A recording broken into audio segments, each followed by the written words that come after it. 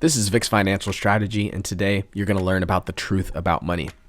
We could start here with this graph detailing what high-risk investments are versus low-risk investments. Obviously, cash and cash equivalents at the bottom, then you go up to like debt, money market CDs, treasury notes, T-bills.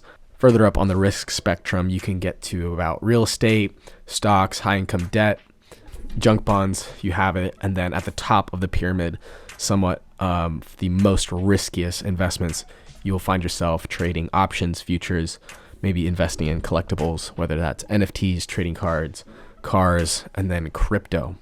But by the end of this presentation, I am going to propose the idea that cryptocurrencies, or one crypto in specific, I'll just tell you the punchline now, it's Bitcoin. Bitcoin specifically could make its way down the risk spectrum. Now, this is a long-winded presentation, and that is a bold statement, but let me tell you why I have came to that conclusion. Now, the story about money. The story about money really has to start with world reserve currencies. A lot of this information is covered in a book by Ray Dalio, his book, The Changing World Order. It details this perfectly, but here's a brief synopsis of some of the first half of that book. When it comes to world reserve currencies, we first have to look at the Dutch guilder. The Dutch guilder came on in about the early 1500s, lost its power towards the end of the Fourth Anglo-Dutch War. In the meantime, we kind of had a crossover between the British pound. The British pound started finding its dominance from the 1600s, ending in World War II. And of course, at the end of World War II, when Europe was in shambles, a lot of debt, a lot of financing having to be done after that war, the leading world power, the US dollar, began to come on to play. So the US dollar has been the world reserve currency from then until now. The question is, will we still be the world's reserve currency? Now, you're probably asking yourself, hey, what's a world reserve currency? Well, what these reserve currencies do is allow for large amounts held by central banks and major financial institutions to have international transactions. So it streamlines things. It reduces the exchange risk when you're dealing with many currencies around the world, and it facilitates global transactions, including investments, international debt and obligations. Commodities like gold, oil, and some other commodities are also priced in the world's reserve currency. This is where you get the term the petrodollar, because of oil being, or the US dollar being highly traded with oil.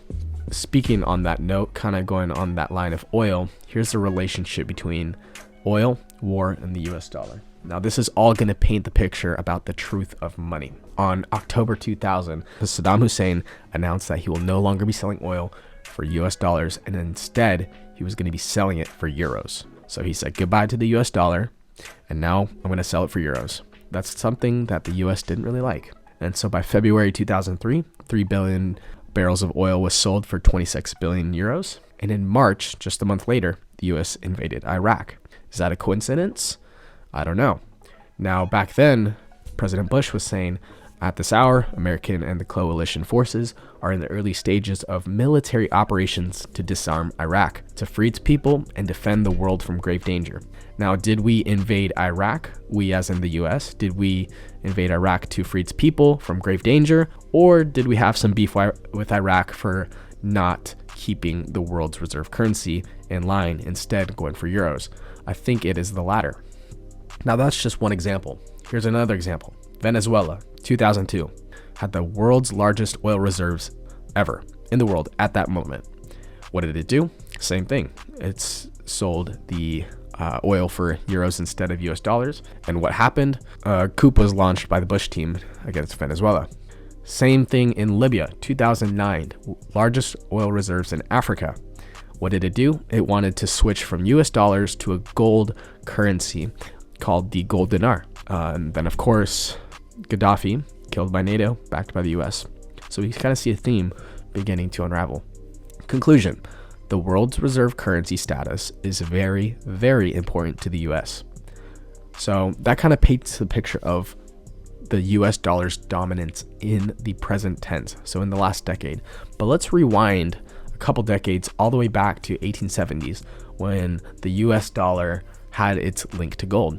We fast forward, that link broke towards the middle stages of the Great Depression in 1931, President Roosevelt dropped the gold standard temporarily to aid prices in the world position, blah, blah, blah. So by May 1st of 1933, the executive order by the president said that you can no longer hold gold coin, gold bullion, and gold certificates. So the link was broken. What happened to the price of the US dollar relative to gold? So back then, an ounce of gold would have cost you around $20. Fast forward 4 years later, that price almost doubled all the way to $35. Same thing happened in 1971. Now, this is more common knowledge to us here in the year of 2023. This is only about 50 years ago, but this has been instrumental to high inflation. Now, this is known as the Nixon shock, when Nixon closed the gold window. So he did something very similar. Since then, 1971, the price of gold has went from $40 an ounce to about $2,000 an ounce. This is what the total credit owed looked like from that year, 1971, all the way to the present. This graph goes up all the way to 2019. The total credit owed back then was about 1.7 trillion. Now it is sitting at much higher than that. I need some more updated numbers, but I believe it's closer to 90 or even 100 trillion right now. So debt has skyrocketed. Is that because we are taking on more spending? Yes. Or is that because it's priced in US dollars that's also deflating? Also that case as well. So that's the truth about money. So I'm just coming at you with tons of stats, tons of facts, tons of data. Hopefully you could come to your own conclusions on the real truth about money and how currencies tend to follow this path of devaluation. No fiat currency or no government issued currency is safe. So let's look at some data from 1970 all the way to 2021. Now, people say the prices of homes is very expensive. They say that because it's priced in US dollars. Of course, the median home price in 1970 was going to cost you around $23,000. Now the median home in the US will cost you around $350,000. Is that because price got more expensive in US dollars? Yes, but let's compare it to commodities, or let's compare it to barrels of oil. So how many barrels of oil would it have costed you to buy a home in 1970? About 6,400. Priced in oil, housing is cheaper now than it was back then. That's just one example. Not the best example. Oil is not the best commodity. It has some high price fluctuations. Let's price it in gold. How many ounces of gold would it have costed you to buy a house in 1970? It would have costed you around 654 ounces of gold when gold was trading at $35 an ounce. Now in 2021, it was costing you around 200 ounces of gold. So in the price of gold, the average price of the home in the last 50 years got cheaper by roughly around 60 to 70%. So priced in gold, housing is getting cheaper. Priced in US dollars, housing is getting more expensive. Now, one may ask themselves, to be intellectually honest, is that because the price of homes is getting more expensive because of inflation, or is that because gold is becoming more valuable? I think it's kind of both at the same time. I think that more money, more capital flows is going into gold as a long-term investment and a hedge against the devaluing dollar. Obviously, it makes sense when the denominator, US dollars, is always expanding. When they're printing more, the numerator, gold, when it doesn't accelerate as fast, will always equal a higher price in gold. Now, that's another example. Let's look at shares of the S&P 500. How many shares of the S&P 500 would it have costed you to buy the average home in the US? It would have costed you around 250 back in 1970. Fast forward 50 years later, it would cost you around 74 shares of the S&P 500. Same trend.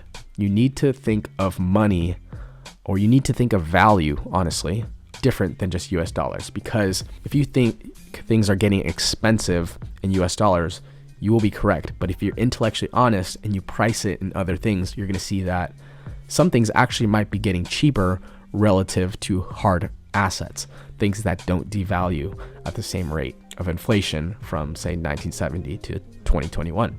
You kind of see the trend here. Now, let's bring it back to the slide. The US has been the world's reserve currency from World War II to about now. If it were to end now, what currency is going to replace us? I certainly don't believe that it's going to be the Chinese yuan. I don't think that's the case. They're probably the closest competitor, with the second runner-up being the Russian ruble.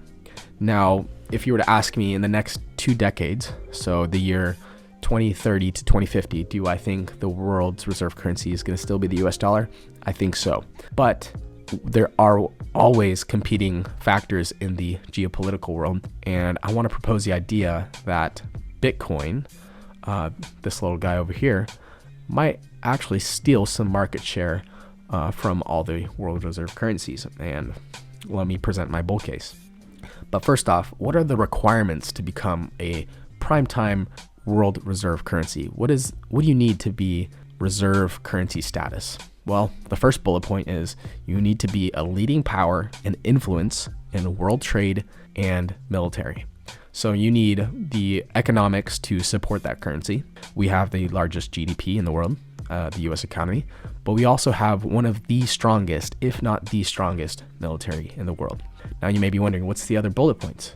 The truth is that's pretty much the 1 and 2 criteria to be a world reserve currency. You just need to have the military to back up your world trade, support the trading, and also defend the currency. This is a picture of all the bases around the world defending our currency, defending our status in the economic battles between nations.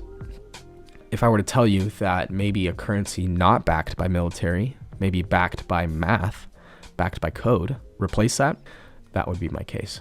That being Bitcoin, of course. The new alternative. Before we look at the math, let's look at the facts. You could take a screenshot, you could pause the video if you like, but these are all the hard facts about Bitcoin.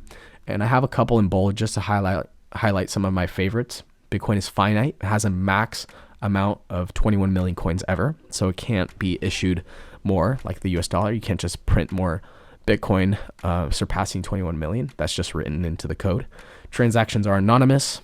Also a very nice thing for those libertarians out there who enjoy their privacy. The blockchain technology underpins Bitcoin and provides transparency and immutability, allowing users to verify transactions without the need of a third party.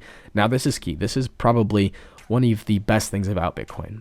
Because it is backed by code and math, you don't need to worry about third party verification like the US dollar does with the SWIFT system and the legacy banking system.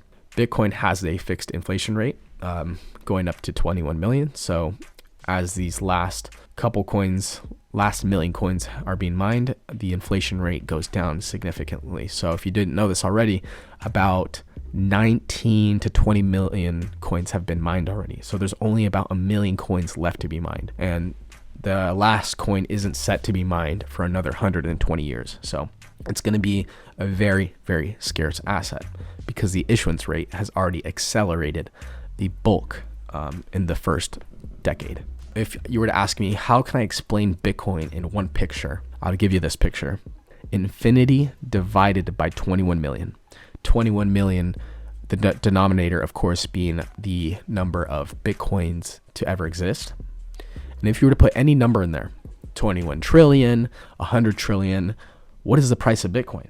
Well, the truth is things are always inflating. US dollars are inflating. Chinese yuan is always inflating. Real estate's always inflating. They're always building more real estate. There's always more gold being mined. There's always more oil being drilled. But the thing is, there has never been a scarcer asset than Bitcoin with the fixed amount of 21 million. So if you were to put all those things in the numerator and divide it by 21 million, then you get X being value. So that explains Bitcoin in one picture. That's just something I really enjoyed. Use this as a thought experiment. Really look at this picture and think about it. The truth about money. This is the conclusion of this presentation. What is the truth? Well, the truth is math. Math is true. And if you were to put everything in the numerator and divide it by 21 million, you begin to see some pretty compelling numbers for a Bitcoin bull case. Now, you should come to those own conclusions, but I encourage you to ponder this picture right here. This is the M2 money supply. So this is essentially how much US dollars are out there in circulation. This includes the printed US dollars. This includes the treasury bills. issued, and this number is not slowing down. So let's just go back to 1970, like all the way over here, just kind of that Nixon shock. I think that's a good starting place. Just look at the acceleration. We're sitting at 21 trillion in M2 money supply, and that number is not slowing down. Let's talk about market cap really quick. So Bitcoin's current market cap is about 0.47 trillion. So about 470 billion at $1 trillion market cap, something we saw in 2021. Bitcoin will get you over that 50,000 mark. That's something we have seen in the past. But let's look at how much market cap there is in global stocks. So if you were to take all the stocks of the world and you were just to capture 10% of that market cap. So let's just say Bitcoin captures $9.1 trillion, you will find yourself having a Bitcoin of 464,000. If you were to capture the entire market cap of gold, 12.1 trillion, you'd find yourself having a 617,000 Bitcoin. If you were to take maybe the real estate of California, the total market cap of California real estate, you get these numbers here, and New York, Florida, and so forth. That concludes my presentation. I hope this kind of gives you a new perspective on US dollars, how important it is to the US and how it maintains that world reserve currency status. But also, I hope this video gives you some perspective on the devaluation, or in words that are more common to us, inflation rate. I hope this gives you perspective of the inflation rate since the Nixon shock or since the beginning of the 1900s, and just gives you perspective on why you need to invest your money. Now, I'll be coming out with more lectures that cover this topic a little bit further. This is more of an introduction. This is more to get ready for the appetite of this kind of knowledge. Really ponder the information provided. Thank you so much for watching. I will see you in the next lecture.